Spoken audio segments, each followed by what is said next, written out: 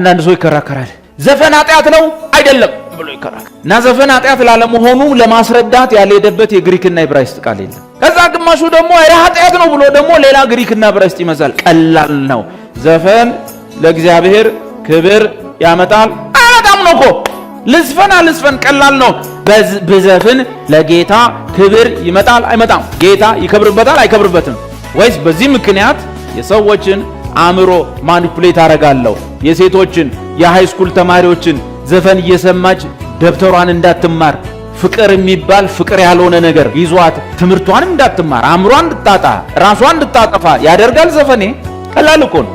እስካሁን ድረስ ከተዘፈኑ ዘፈኖች ቸርች የተዘመረበት አለ ወይ? የተዘፈነበት ወይም ለእግዚአብሔር ክብር ያገኝ የለም። ሁሉም ቡና ቤት ነው የሚከፈቱት፣ ዳንስ ቤት ነው የሚከፈቱት። ዘፈኖች ሁሉ በቀይና በሰማያዊ መብራት ነው ማለት የማይጠጣበት ዘፈን የለም። እኔ እንኳን ብዘፍን የት ነው የሚሄደው ዘፈኔ? ግሮሰሪ ነው የሚገባው። ስታልፉ እኔ እየዘፈንኩ ሰማላችሁ እንጂ እዛ ጋር ሆኖ ሰው ዋው ደስ ይላል ክብር ለጌታ አይልም። ቀላል እኮ ነው። አንድ ነገር ኃጢአት ነው ጽድቅ ነው ያልከ መሟገት በፊት ጌታ ኢየሱስ ይከብርበታል ወይ? ሁለተኛ አሁን ደግሞ ያልኳችሁ ቅዱስ ቃሉ ይደግፈዋል ወይ?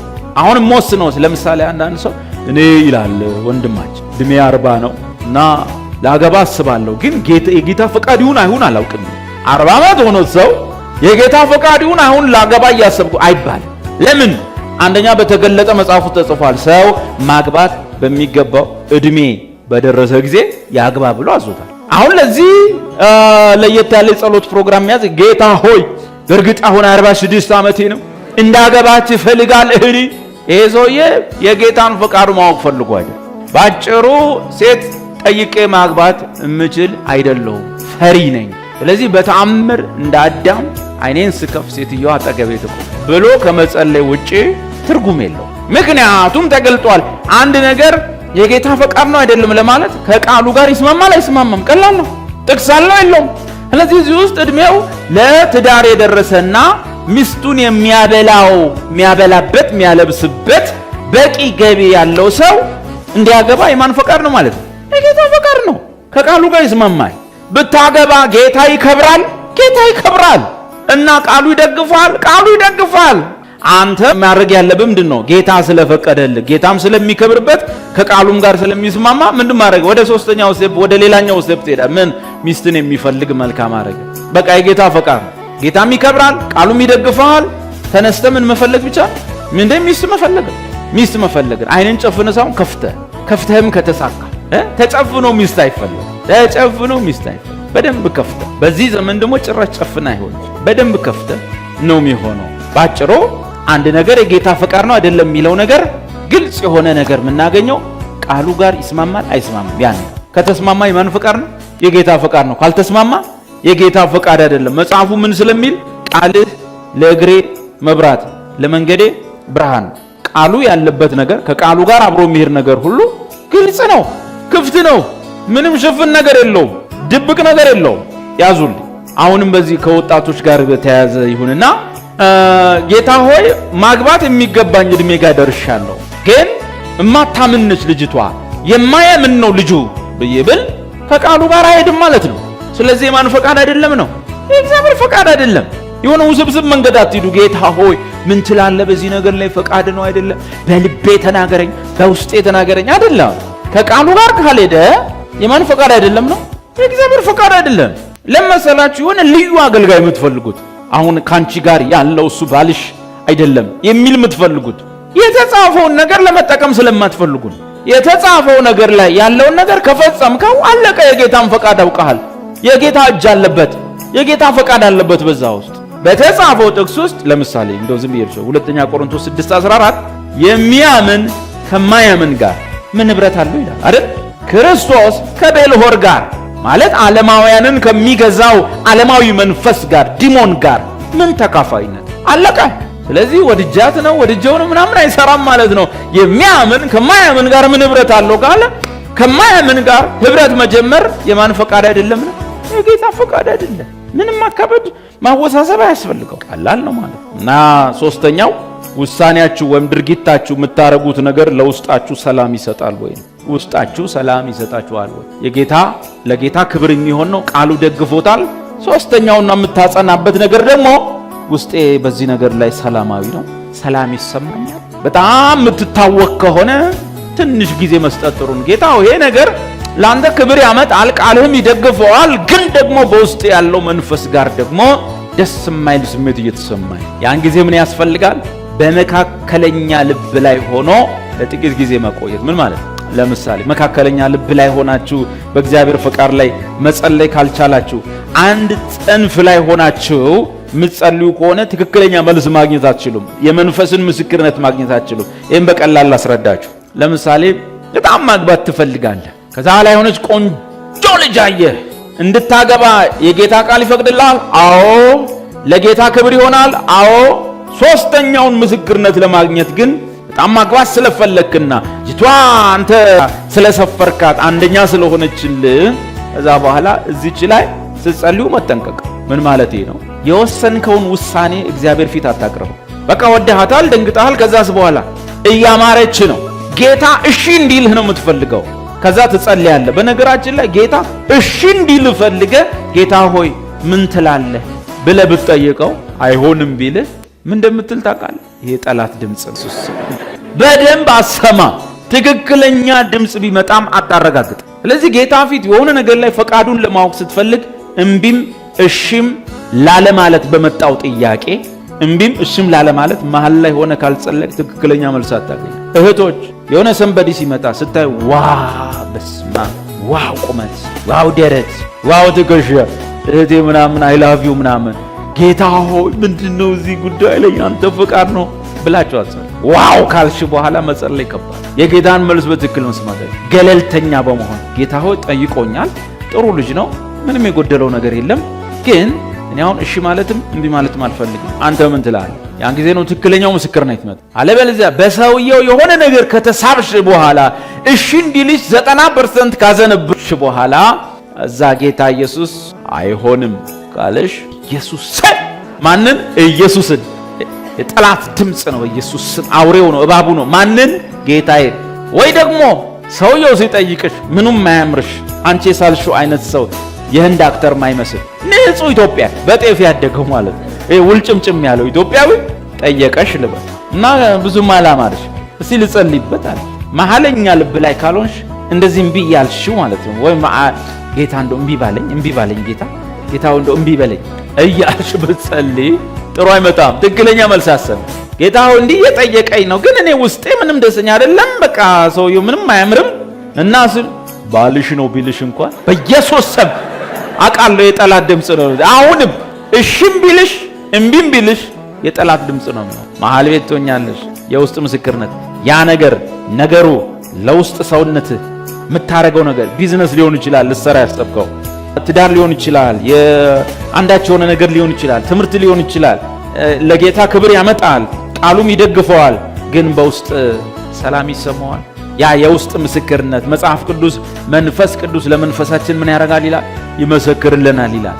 የውስጥ ሰላም በጣም ወሳኝነት አለ። እህቶች ሰውየው ምንም አይነት መልአክ ይምሰል አንድ እማታፈቀሪው ከሆነ እማትወጂው ከሆነ ትዳር ወሳኝ ነው፣ ግን እሺ አለ ማለቱ ወይም መቆየቱ መጸለዩ ጥሩ ነው። ጌታው እሱን ማፈቅርበት ልብስ። ለሴት ልጅ ከማትወደው ከማታፈቅረው ጋር መኖር ከባድ ፈተና ነው።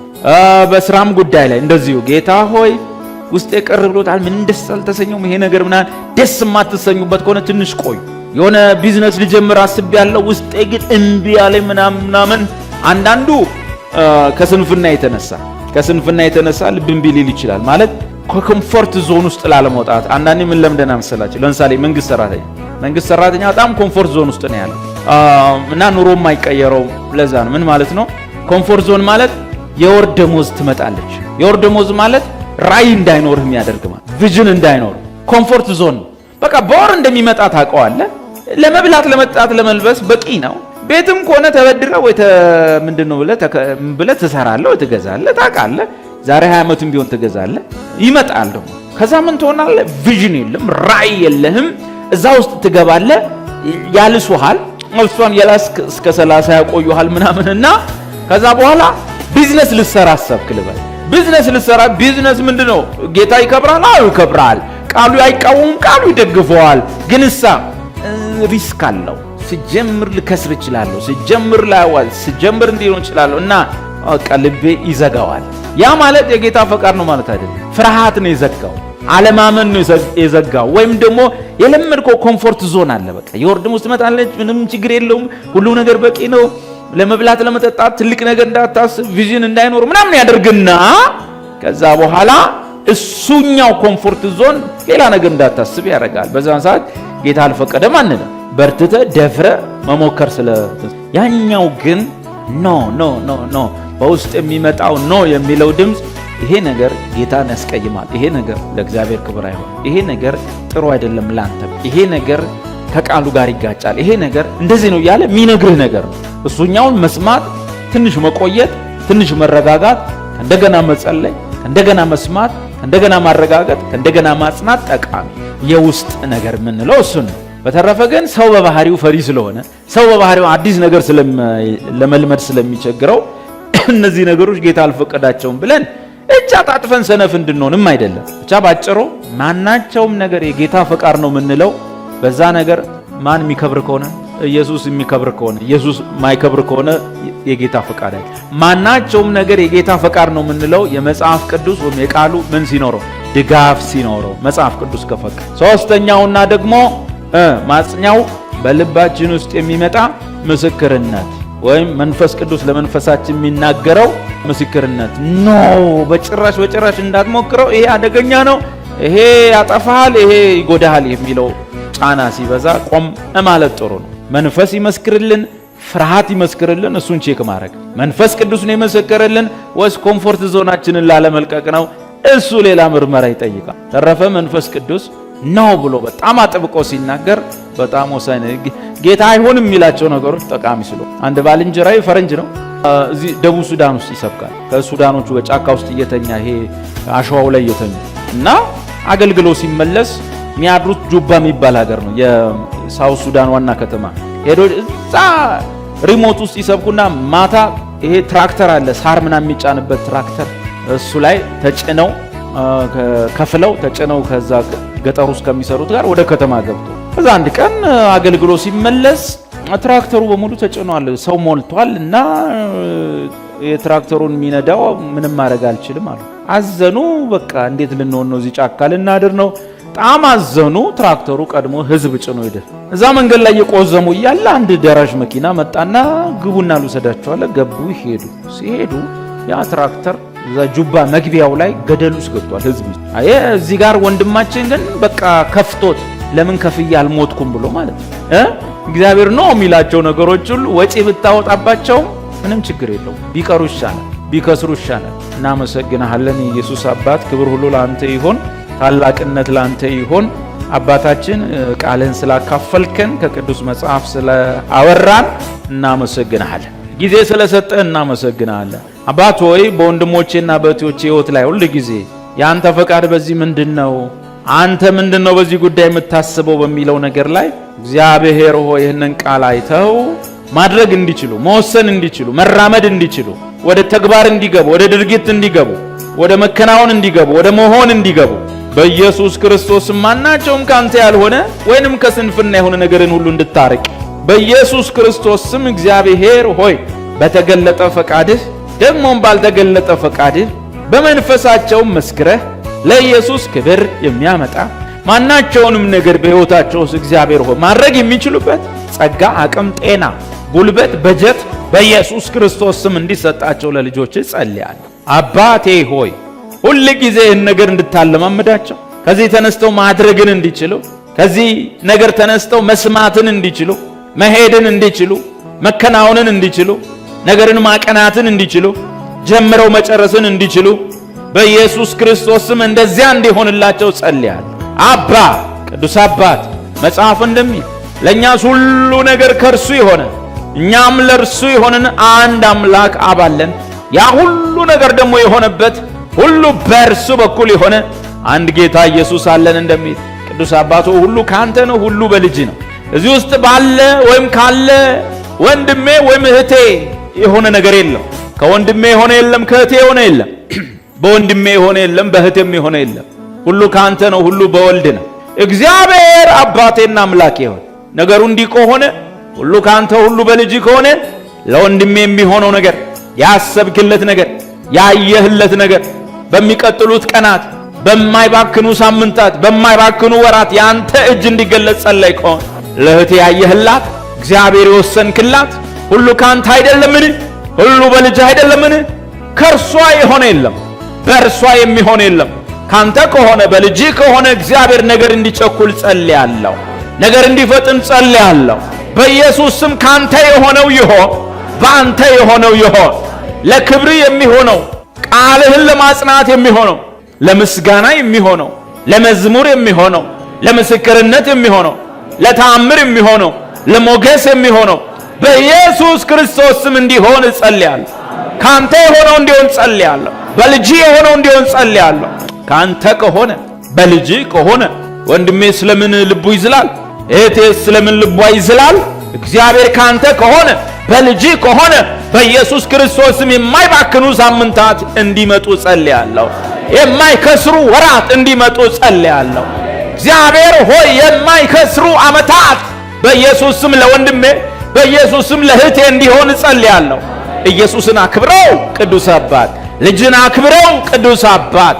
የቃልህን ነገር በወንድሜ ላይ ፈጽመ፣ የቃልህን ምክር በእህቴ ላይ ፈጽመ።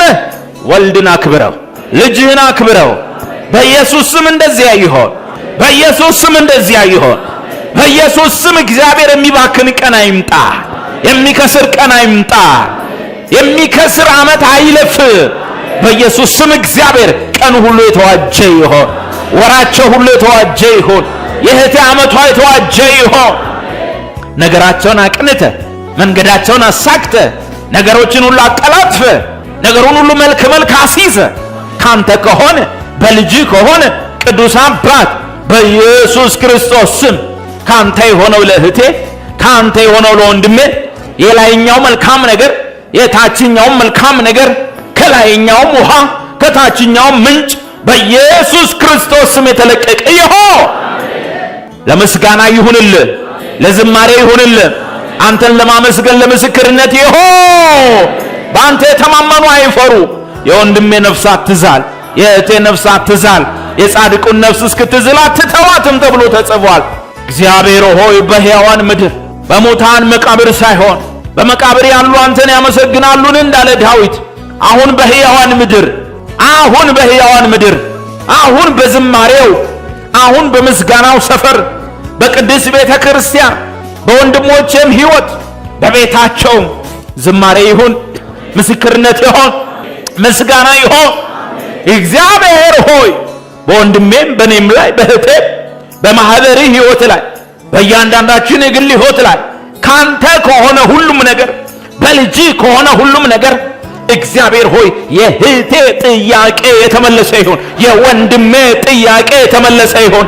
ተአምር ይሁን፣ ተአምር ይሁን፣ ተአምር ይሁን። ያልታሰበ ይሁን፣ ያልተጠበቀ ይሁን፣ ያልታሰበ ይሁን፣ ያልተጠበቀ ይሁን። የማይመስል ነገር ይሁን፣ የማይመስል ነገር ይሁን፣ የማይመስል ነገር ይሁን፣ የማይመስል ነገር ይሁን። በኢየሱስ ስም ይሁን።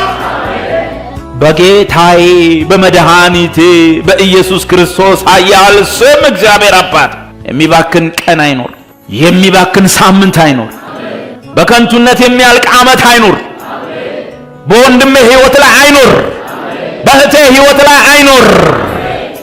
ዝም ብሎ ዘመን አይቸኩል አባ፣ ዝም ብሎ ቀን አይቸኩል አባ፣ ዝም ብሎ ዓመት አይለቅ አባ። ተከናወኑ በኢየሱስ ስም፣ ይቅናላችሁ በኢየሱስ ስም። ይፍጠን በኢየሱስ፣ ይቸኩል በኢየሱስ ስም፣ ይፍጠን በኢየሱስ ስም፣ ይቸኩል በኢየሱስ ስም። ቅዱስ አባት ሁሉ ካንተ ከሆነ ሁሉ በልጅ ከሆነ ነገር ይፍጠን። ካንተ የሆነ ይውጣ፣ በልጅ የሆነ ይምጣ። በኢየሱስም ከላይ ይውረድ፣ ከብርሃናት አባት ይውረድ፣ ከሰማያት ይውረድ፣ ከላይ ይውረድ። በኢየሱስ ክርስቶስ ስም ይሁን። አባ በራሳቸው ሁኔታ ተነስተው ከራሳቸው ካሉበት ነገር ተነስተው ከአቅማቸው ተነስተው ከሀብታቸው ማነስ ተነስተው ከእውቀታቸው ማነስ ተነስተው ከራሳቸው ተፈጥሮ ተነስተው እግዚአብሔር ሆይ የኔስ ነገር ለደስታ አይሆንም ያሉ ይፈሩ በኢየሱስ ስም። የኔስ ነገር ለዝማሬ አይሆንም፣ የኔስ ነገር ለተአምር አይመችም ያሉ በኢየሱስ ስም ይፈሩ። እግዚአብሔር ሆይ መልካሙን አድርጋ አሳፍራቸው፣ ያልታሰበውን አድርጋ አሳፍራቸው። ያልተገመተውን አድርጋ አሳፍራቸው። በጎውን አድርጋ አሳፍራቸው። ተአምር አድርጋ አፋቸው ላይ እጃቸውን ይጫኑ። በኢየሱስ ክርስቶስ ስም ይሁን ይሁን። በጌታዬ በመድኃኒቴ በኢየሱስ ስም ላይ ባለ ስልጣን ይሁን። አማኑኤል በሉ። አማኑኤል አማኑኤል አማኑኤል። ኃያል አምላክ ከኔ ጋር በሉ። ብርቱ አምላክ ከኔ ጋር በሉ። ኃያል አምላክ ከኔ ጋር በሉ። ብቻዬን አይደለሁም በሉ። ሰማይ ከኔ ጋር ነው። እግዚአብሔር ከኔ ጋር ነው። መልአኩ ከኔ ጋር ነው። ቃሉ ከኔ ጋር ነው በሉ። አውጁ አውጁ አውጁ። ሰማይ ከኔ ጋር ነው በሉ። ብቻዬን አይደለሁም። እግዚአብሔር ከኔ ጋር፣ እግዚአብሔር በኔ ዘንድ፣ እግዚአብሔር በኔ ውስጥ። ብቻዬን አይደለሁም። ሰማይ ከኔ ጋር፣ እግዚአብሔር ከኔ ጋር፣ መልአኩ ከኔ ጋር፣ ቃሉ ከኔ ጋር፣ መንፈሱ ከኔ ጋር፣ ተስፋው ከኔ ጋር በኢየሱስ ስም አማኑኤል በሉ። አማኑኤል አማኑኤል አማኑኤል አማኑኤል በሉ። አማኑኤል አማኑኤል። ብቻዬን አይደለሁም። ብቻዬን አይደለሁም። ሰማይ ከኔ ጋር፣ እግዚአብሔር ከኔ ጋር፣ ልጁ ከኔ ጋር፣ መንፈሱ ከኔ ጋር፣ ቃሉ ከኔ ጋር፣ መልአኩ ከኔ ጋር በኢየሱስ ስም አሜን። ይቸኩል በኢየሱስ ስም ይፍጠን። በኢየሱስ ስም የሚያልፍ ቀን አይኖር። ዘመኖች በከንቱ አይቸኩሉ። እድሜ እንደ ሸማኔ መወርወሪያ አይሩጥ። በኢየሱስ ስም መልካም ይሆን። በኢየሱስ ስም የሥራ ጊዜ ይሆን። በኢየሱስ ስም የመከናወን ጊዜ ይሆን። በኢየሱስ ስም የማድረግ ጊዜ ይሆን። በኢየሱስ ስም የመገስገስ ጊዜ ይሆን። በኢየሱስ ስም የመንካት ጊዜ ይሆን። የመድረስ ጊዜ ይሆን። የመጨበጥ ጊዜ ይሆን። የማግኘት ጊዜ ይሆን። በቅፋችሁ ይግባ። በኢየሱስ ስም የተጨቆነ፣ በኢየሱስ ስም የተነቀነቀ መስፈሪያ በቅፍ ይሆን። መስፈሪያ በቅፍሽ ይሆን። ቅዱስ አባት ካንተ ከሆነ በልጅ ከሆነ ከሷ ካልሆነ ከሱ ካልሆነ በሷ በሱ ካልሆነ ካንተ በልጅ ከሆነ ስለምን የወንድሜ ነፍስ ይዝላል? ስለምን የእህቴ ነፍስ ይዝላል?